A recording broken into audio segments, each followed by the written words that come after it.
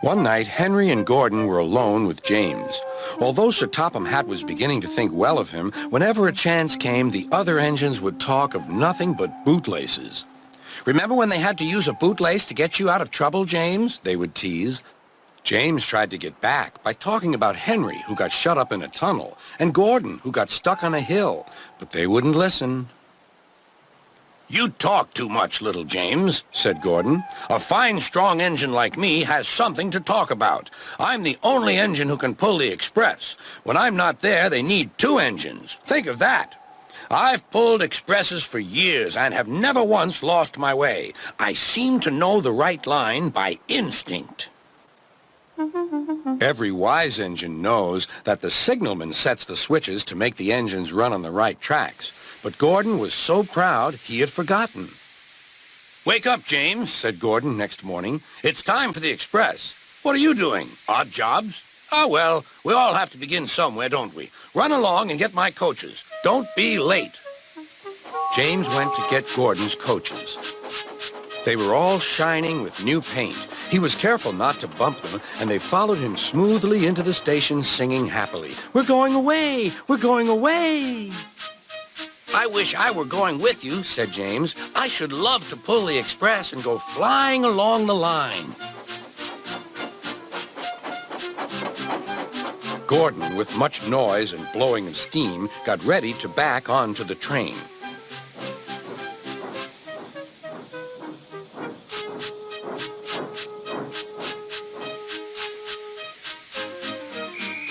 Sir Topham Hatt was on the train with other important people, and as soon as they heard the conductor's whistle, Gordon started.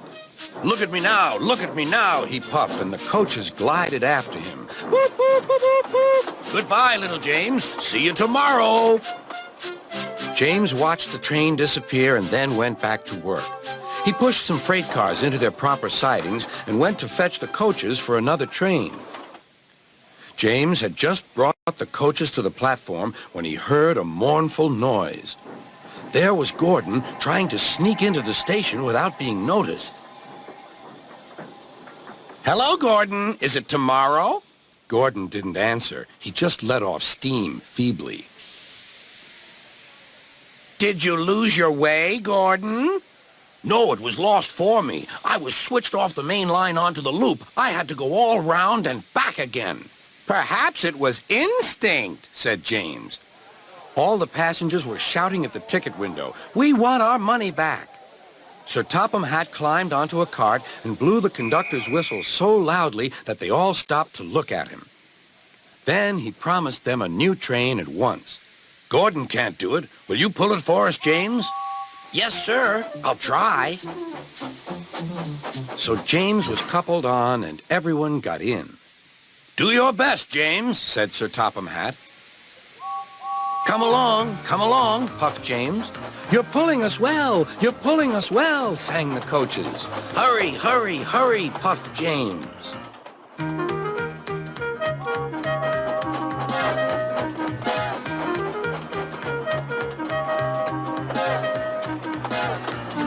Bridges and stations flashed by. The passengers cheered, and they soon reached the station. Everyone said thank you to James, and Sir Topham Hatt was very impressed. "Well done. Would you like to pull the express sometimes?" "Yes, please," answered James. Next day, when James came by, Gordon was pushing freight cars. "I like some quiet work for a change," he said. "I'm teaching these cars manners. You did well with those coaches, I hear." "Good. We'll show them." And he gave his cars a bump. James and Gordon are now good friends. James sometimes takes the express to give Gordon a rest. Gordon never talks about bootlaces, and they're both quite agreed on the subject of freight cars.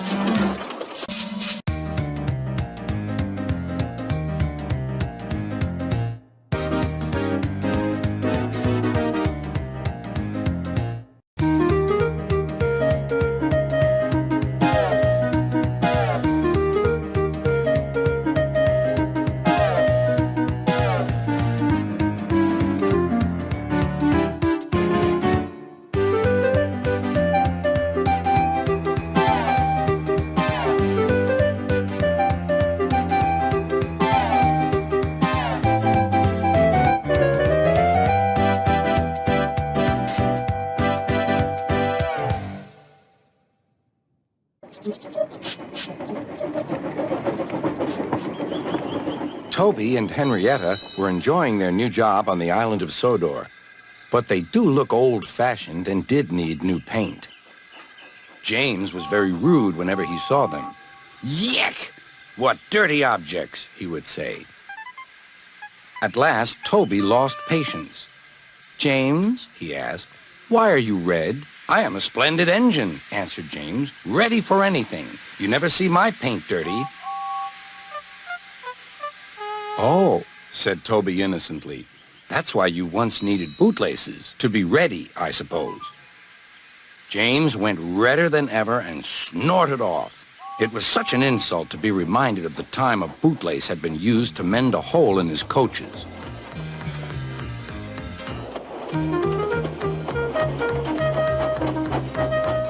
At the end of the line, James left his coaches and got ready for his next train. It was a slow freight, stopping at every station to pick up and set down cars. James hated slow freight trains. Dirty cars from dirty siding. Yeah!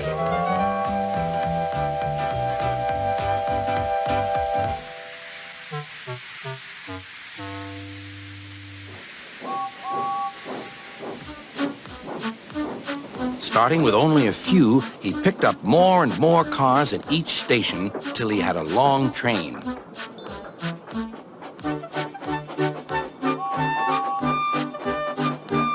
At first, the freight cars behaved well, but James bumped them so crossly that they were determined to get back at him. Presently, they approached the top of Gordon's Hill. Heavy freight trains halt here to set their brakes. James had had an accident with cars before and should have remembered this. "Wait, James, wait," said the driver, but James wouldn't wait. He was too busy thinking what he would say to Toby when they next met. The freight car's chance had come. "Hurrah! Hurrah!" they laughed, and banging their buffers, they pushed him down the hill. "On! On!" yelled the cars. "I've got to stop! I've got to stop!" groaned James.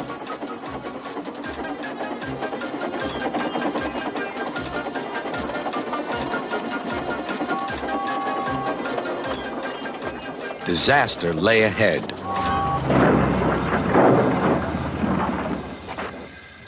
Something sticky splashed all over James. He had run into 2 tar wagons and was black from smokebox to cab. He was more dirty than hurt. But the tar wagons and some cars were all to pieces.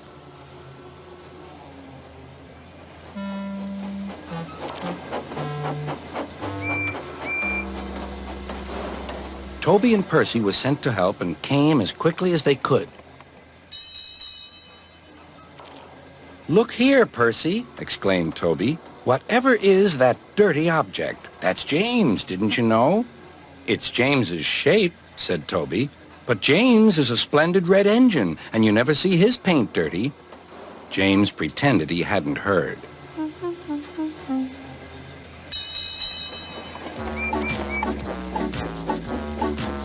Toby and Percy cleared away the unhurt cars and helped James home.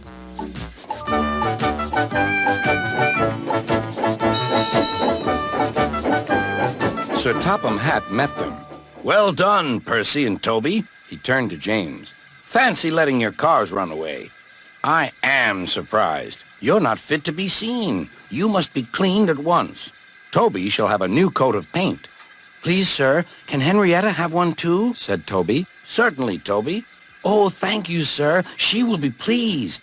All James could do was watch Toby as he ran off happily with the news.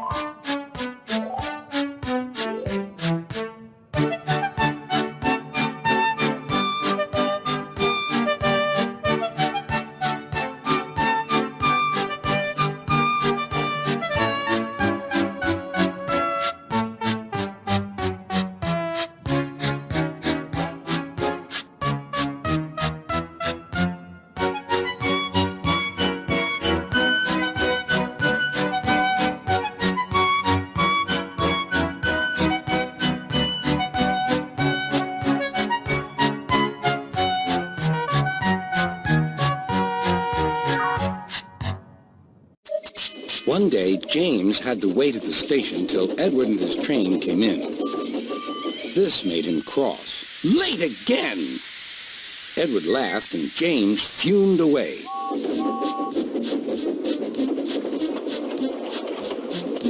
After James had finished his work, he went back to the yard and puffed onto the turntable.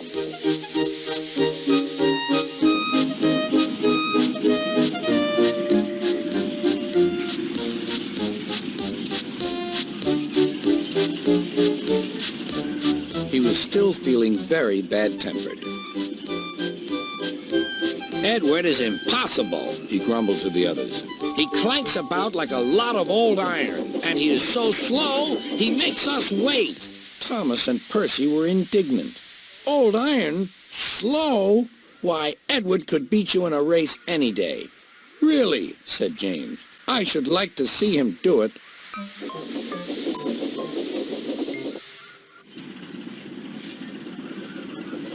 Next morning, James's driver was suddenly taken ill. He could hardly stand, so the fireman uncoupled James ready for shunting. James was impatient. Suddenly, the signalman shouted. There was James puffing away down the line. All traffic halted, called the signalman. Then he told the fireman what had happened. Two boys were on James's footplate fiddling with the controls. Phew! They tumbled off and ran when James started. The signalman answered the telephone. Yes? He's here. Right. I'll tell him. The inspector's coming at once. He wants a shunter's pole and a coil of wire rope. What for? Wondered the fireman. Search me, but you'd better get them quickly. The fireman was ready when Edward arrived.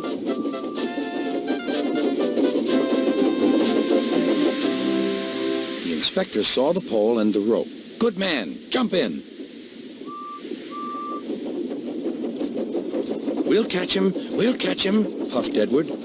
James was laughing.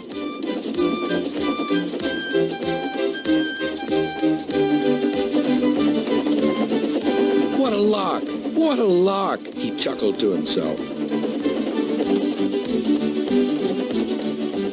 Suddenly, he was going faster and faster. He realized that he had no driver. What shall I do? I can't stop. Help! Help! We're coming, called Edward.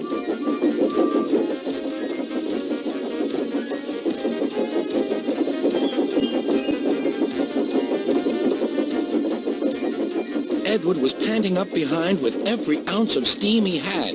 At last, he caught up with James.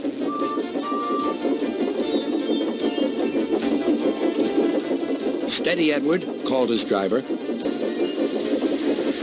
The inspector stood on Edward's front, holding a noose of rope in the crook of the shunter's pole.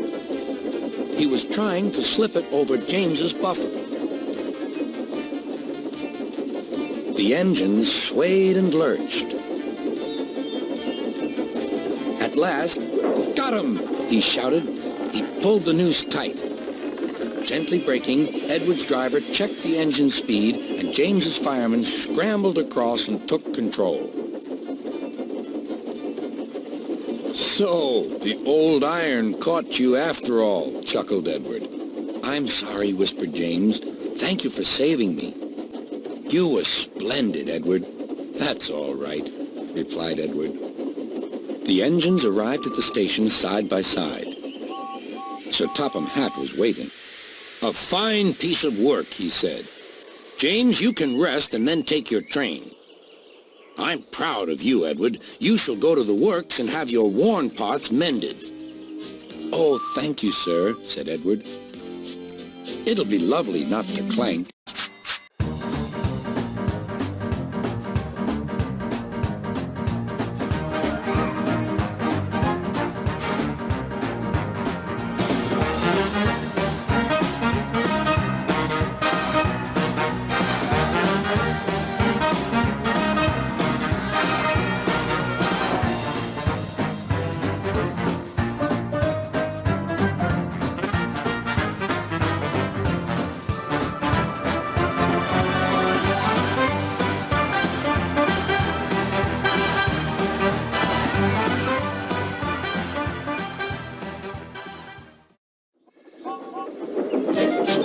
James is a mixed traffic engine. He can pull both freight cars and coaches.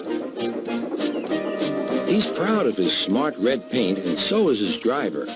Everyone says you brighten up their day, James. One morning, James whistled loudly at the other engines. "Look at me. I am the smartest, most useful engine on the line." "Rubbish," replied Thomas. "We're all useful. Sir Topham Hatt says so, and he's head of the whole railway." "You know what, James?" added Percy. "What?" replied James. "You're getting all puffed up." James huffed away. Later, he was still boasting. "I'm the pride of the line." "I saw you pulling freight cars," snorted Gordon. "You're only a goods engine." "I pull coaches, too." "Not as much as I do." "But Sir Topham Hatt has plans for me." James was only making this up, but Gordon believed him. "What plans?" Wait and see." "Oh dear," he thought. "Now what'll I do?" Thomas was shunting shining new coaches.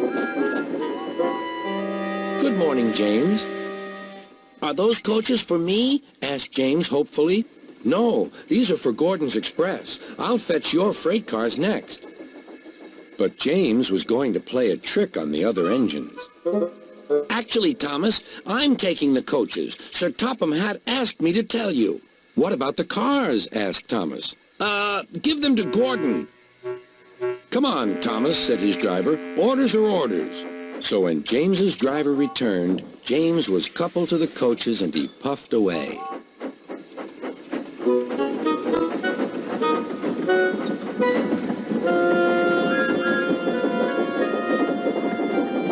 Thomas returned with the freight cars, and a few minutes later, Gordon arrived. "Where's the express?" Thomas told him about James. "And so here are your cars." Gordon was very cross, and so was his driver. "Wait till Sir Topham Hatt hears about this." Meanwhile, James was enjoying himself enormously.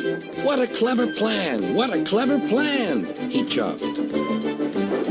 Then he saw Sir Topham Hatt. "Some jokes are funny, but not this one, James. You have caused confusion." "Yes, sir," said James. "You will now stay in your shed until you are wanted." The other engines teased James. "I wonder who'll be pulling the express today," said Gordon. "I expect it'll be you," replied Henry. "James is stuck in the shed for being silly." James felt sad. Next morning, he went back to work. "Hello," whistled Thomas. "Good to see you out and about again." "I'm sorry I tricked you," said James. "Are these my cars?" "Yes," replied Thomas kindly. "They are pleased to have you back." James set off to the harbor with his train of freight cars. He bustled about all day, pushing and pulling them into place.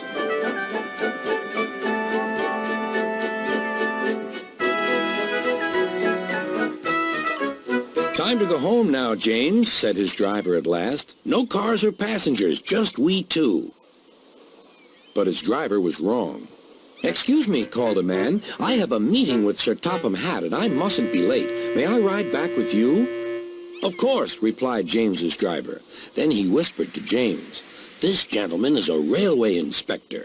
James was most impressed. He steamed along the line as smoothly and quickly as he could.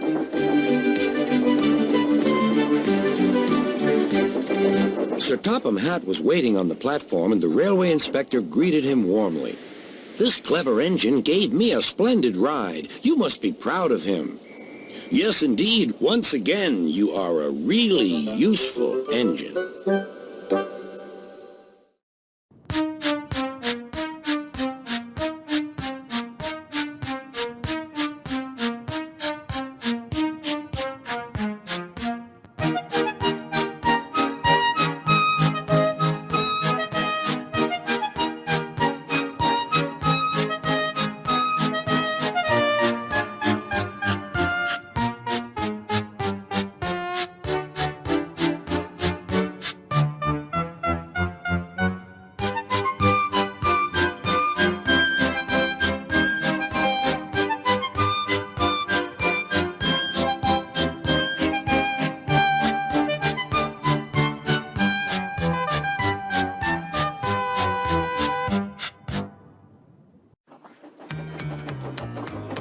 James was enjoying his life on the Island of Sodor, but he still had a lot to learn.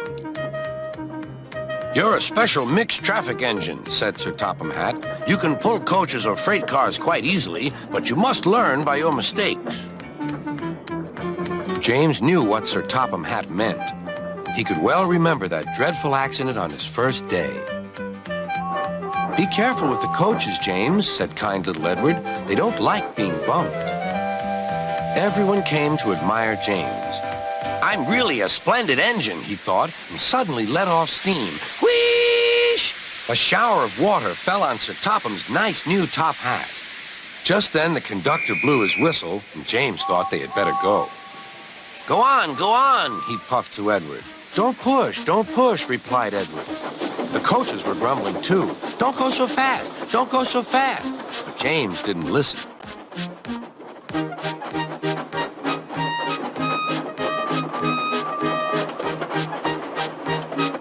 When at last they stopped at the next station, 2 coaches were beyond the platform. They had to go back to let the passengers out. But no one seemed to know about Sir Topham's new hat, so James felt happier. Presently, they came to the station where Thomas was waiting with his 2 coaches. "Hello, James," said Thomas. "Feeling better? That's good." "Oh, that's my conductor's whistle. I must go. I don't know what Sir Topham Hatt would do without me to run this branch line." And he puffed off importantly. Edward and James passed the field where James had had his accident. The fence was mended and the cows were back again.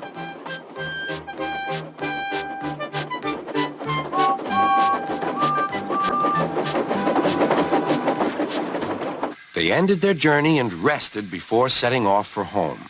James was still wondering what Sir Topham would have to say about his new hat.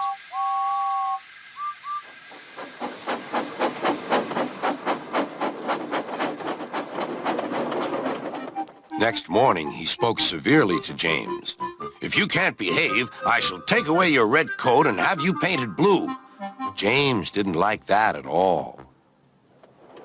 He was very rough with the grumbling coaches as he brought them to the platform. "Don't talk. Come on."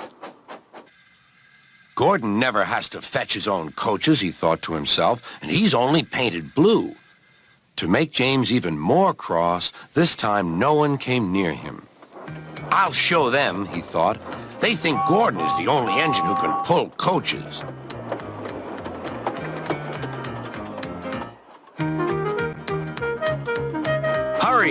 Hurry, puffed James. You're going too fast, replied the coaches. James laughed and tried to go faster, but the coaches wouldn't let him. We're going to stop.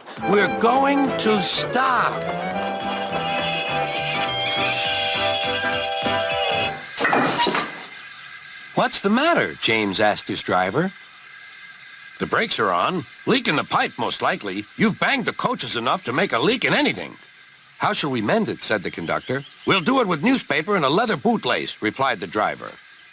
Well, where is the bootlace coming from? Asked the conductor. Ask the passengers, said the driver. You have a leather bootlace there, said the conductor to a smartly dressed man. Please give it to me. I won't. Then I'm afraid the train will just stop where it is. The passengers all said what a bad railway it was. Then they told the man how bad he was instead. Everyone was very cross. At last, he handed his laces over. The driver tied a pad of newspaper tightly round the hole in the brake pipe, and James was able to pull the train.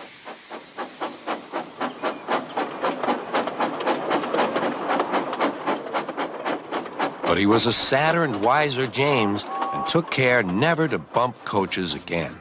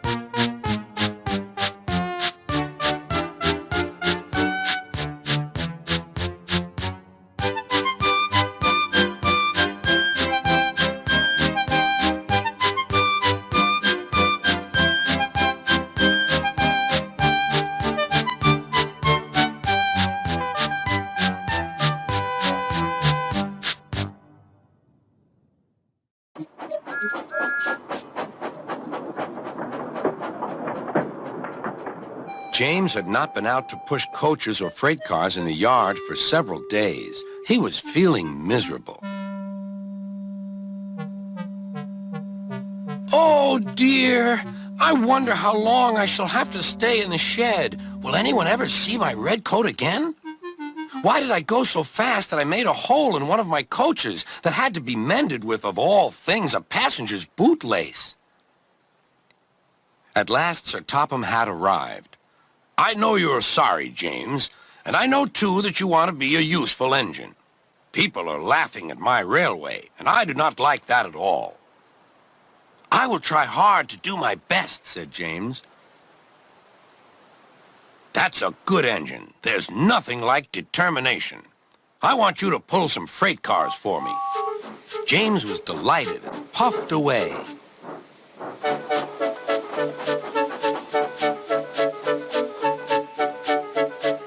Here's your freight train, James, said Thomas. Have you got some bootlaces ready? And he ran off laughing. Oh, no, said the freight cars. We want a proper engine, not a red monster. James took no notice and started as soon as the conductor was ready. Come along, he puffed. We won't, screamed the freight cars. But James didn't care, and he pulled the screeching cars sternly out of the station.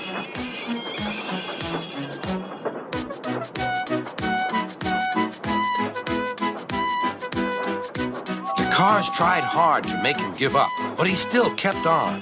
Sometimes their brakes would slip on, and sometimes their axles would run hot, and each time the trouble had to be put right.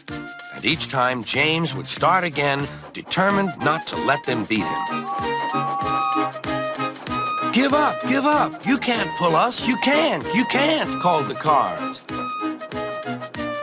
I can and I will, puffed James. And slowly but surely he pulled them along the line. At last they saw Gordon's Hill. Look out for trouble, James, warned his driver. We'll go fast and get them up before they know it. Don't let them stop you. So James went faster. Soon they were halfway up. I'm doing it, he panted. Will the top never come? Then, with a sudden jerk, it all came easier. I've done it! Hooray! It's easy now! But his driver shut off steam. They've done it again! We've left our tail behind, look! The last cars were running backwards down the hill. The coupling had snapped. But the conductor stopped the cars and got out to warn approaching engines. That's why it was easy, said James, as he backed the other cars carefully down. What silly things freight cars are! There might have been an accident. Should I help you, James? Called Edward. No, thank you. I'll pull them myself. Good. Don't let them beat you. You're doing well, whistled Edward, as James slowly struggled up the hill. I can do it, he puffed. He pulled and puffed as hard as he could. I've done it, he panted.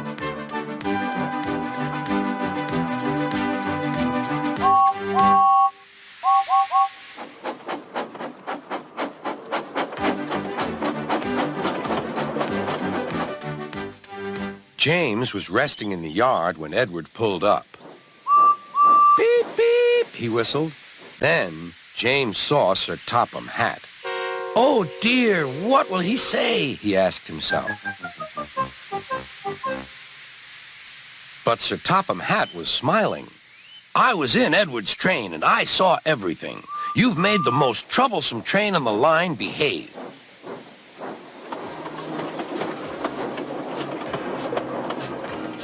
After that performance, you deserve to keep your red coat.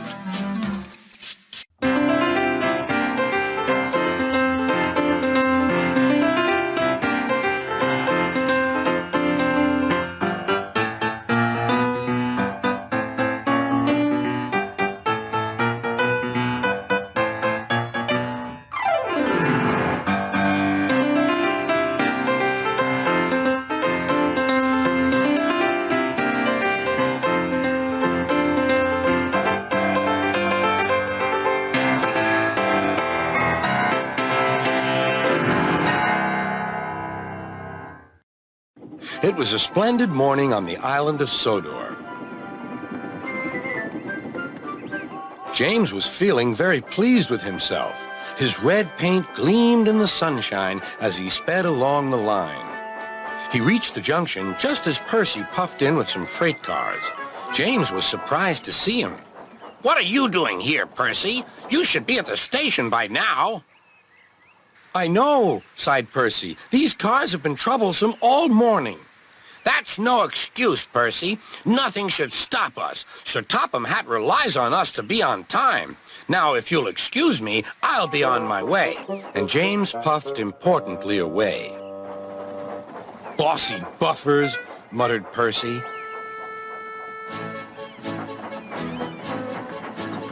James arrived at the harbor. It was market day. The harbor yard was filled with the sweet smell of fruit from faraway lands. The fruit was delivered in big ships. James watched as strawberries, oranges, melons, and bananas were carefully loaded onto his cars. Then he set off for the station on the main line.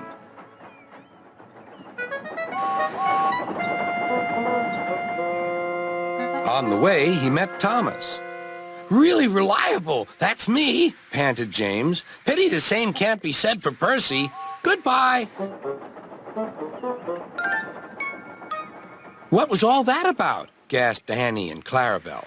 That was trouble. Trouble for James. Just wait and see. Percy was back in the yard and busy shunting. He had the cars in good order and was making up for lost time. But the station master had bad news. What's happened? Asked Percy's driver. James's brakes have jammed. We need Percy's help right away. Percy quickly set off to the rescue.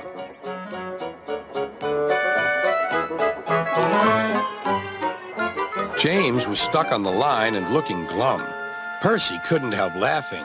Got yourself in a bit of a jam, eh, James? A sticky situation? Be quiet. It's not funny having jammed brakes. And not very reliable either. I'm surprised you let it happen, James. Nothing should stop us engines. That's enough, Percy, said the driver. Can you push these cars? Of course I can. There's no time to lose. James has done too much of that already. James angrily hissed steam as Percy was coupled to the cars. Off we go, said Percy. I'll have to go fast to get there in time. Those big engines are so unreliable. Be careful, Percy, called his driver, but Percy was in a hurry.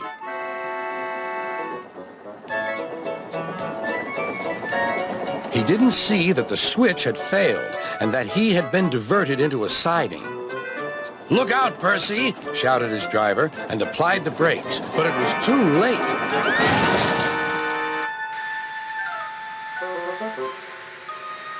The driver and fireman had jumped clear, but squashed fruit squirted all over Percy.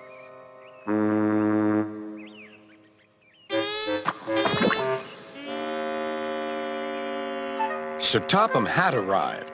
Percy, you are not to blame for the switch failure, but I do not run a jam factory. Yes, sir. No, sir. And Percy squelched sadly away. That night, the shed was silent. James and Percy felt very sorry for themselves. At last, Thomas spoke. You know, he said to no engine in particular, there's more than one way to get jammed. We all learned that today. Still, there was silence. What's more, we also learned that sometimes when engines help each other out of a jam, things can still go wrong. So, said a voice, so that means we learned a lot today, and therefore... Then came a chorus. We're really useful engines after all.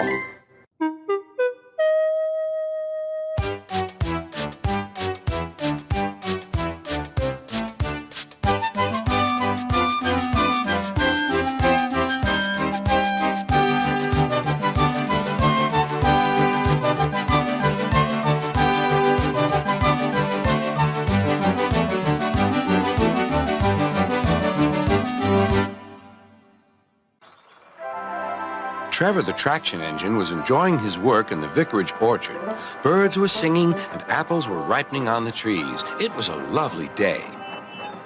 Hello, Trevor, said James. You look as bright and cheerful as my red paint. Oh, I am, replied Trevor. What's that noise? It's the bees, laughed Trevor. They're all in these boxy things called beehives. I'm taking them to the station. The vicar says his bees make good honey, and he's giving some of them to his friends. Just then, Boko, the diesel engine, hummed in.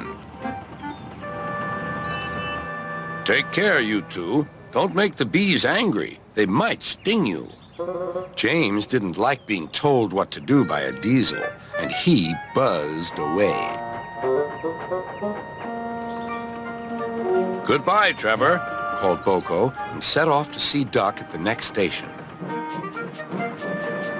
Bill and Ben, the tank engine twins, were busy arranging cars, but they scampered off when they saw Boko. I remember the first time I met those two, laughed Boko. They nearly made my eyes pop out. Edward soon put a stop to their games. Edward is the only one who can keep Bill and Ben in order, chuckled Duck. I sometimes call them the bees. A good name, replied Boko. They're terrors when they start buzzing around. James bustled in. What's that, Duck? Are you afraid of bees? They're only insects after all, so don't let that buzzbox diesel tell you different. His name is Boko, and he didn't. I wouldn't care if hundreds were swarming around. I'd just blow smoke and make them buzz off. Buzz, buzz, buzz, retorted Duck. The next morning, James arrived at the station to collect his coaches.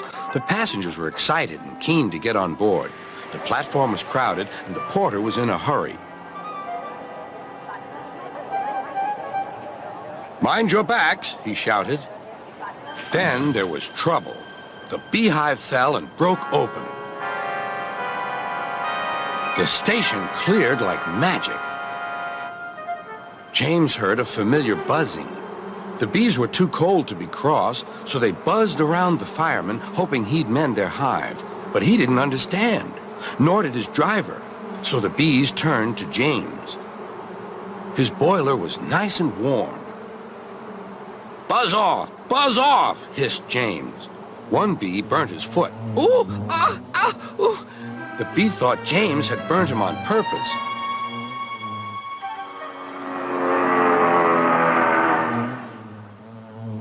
So it stung James right back on the nose. Eee! Whistled James. He had had enough. So had his fireman and driver. They didn't notice till too late that they had left all their coaches behind. They tried everything to get rid of the bees. First, they spun on the turntable, but to no avail. They tried washing them off, but the bees clung harder to James's warm boiler. Then they tried smoking them off by going through a long tunnel, but still the bees wouldn't go away. It's no good, James, said his driver. We'll just have to go back to the orchard and fetch another hive. James's reply was drowned by the sound of buzzing. The vicar was waiting anxiously for James. When he arrived, the bees swarmed straight into their new home. Come on, James, said his driver. What you need now is a good hose down. Later that evening, James was resting in the shed when the vicar came to see him. Thank you for saving my bees, he said. It's a pity it's not Christmas. Then we could call you James the Red-Nosed Engine. Everyone laughed, even James. But instead, they decided to call James the Bee's Knees, which means they thought he was more useful than ever.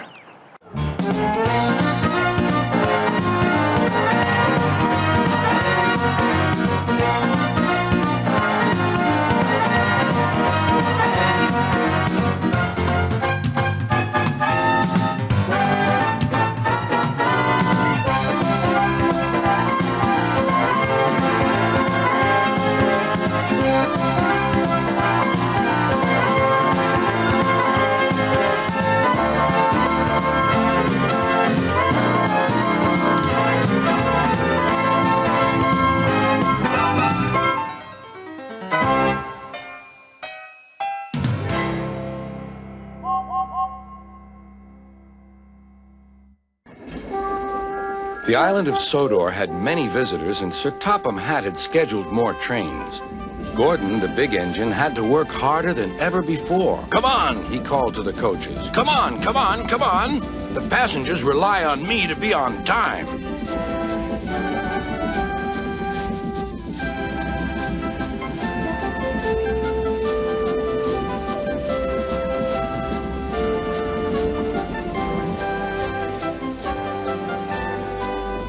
Whenever Gordon finished one journey, it was time for another to begin.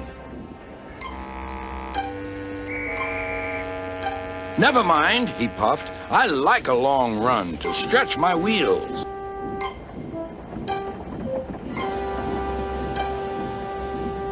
Even so, Sir Topham Hatt decided that Gordon needed a rest. James shall do your work, He said kindly.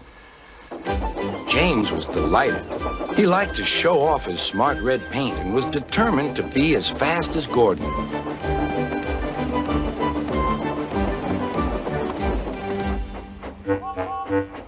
You know, little Toby, He boasted. I'm an important engine. Everyone knows it. I'm as regular as clockwork. Never late, always on time. That's me. Says you, replied Toby. Just then, Sir Topham Hatt arrived. Your parts are worn, Toby, so you must go to the works to be mended. Can I take Henrietta, sir? No, what would the passengers do without her? Toby saw Percy by the water tower.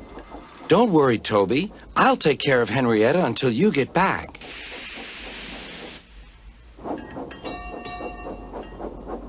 Soon Toby was out on the main line. He clanked as he trundled along. He's a little engine with small wheels. His tanks don't hold much water. He had come a long way and began to feel thirsty. In the distance was a signal. Good, he thought. There's a station ahead. I can have a nice drink and a rest until James has passed. Toby was enjoying his drink when the signalman came up. He had never seen Toby before. Toby's driver tried to explain, but the new signalman wouldn't listen. We must clear the line for James with the express. You'll have to get more water at the next station.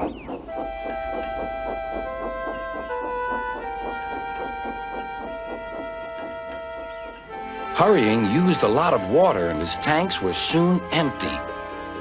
Poor Toby was out of steam and stranded on the main line. We must warn James, said the fireman. Then he saw Percy and Henrietta. Please, take me back to the station. It's an emergency. Henrietta hated leaving Toby. Never mind, said Percy.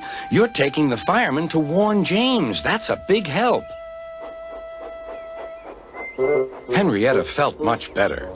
James was fuming when he heard the news. I'm going to be late. My fault, said the signalman. I didn't understand about Toby. Now, James, said his driver, you'll have to push Toby. What, me? Snorted James. Me? Push Toby and pull my train too? Grumbling dreadfully, James set off to find Toby.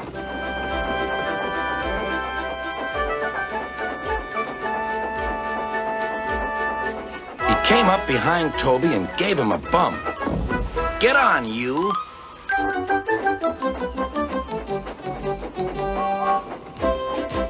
James had to work very hard.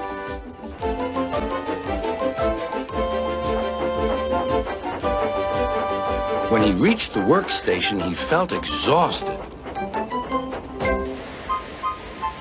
Some children were on the platform. Coo! The express is late, and it's got 2 engines. I think James couldn't pull it on his own, so Toby had to help him. Never mind, James, whispered Toby. They're only joking. Huh, said James. Toby just smiled.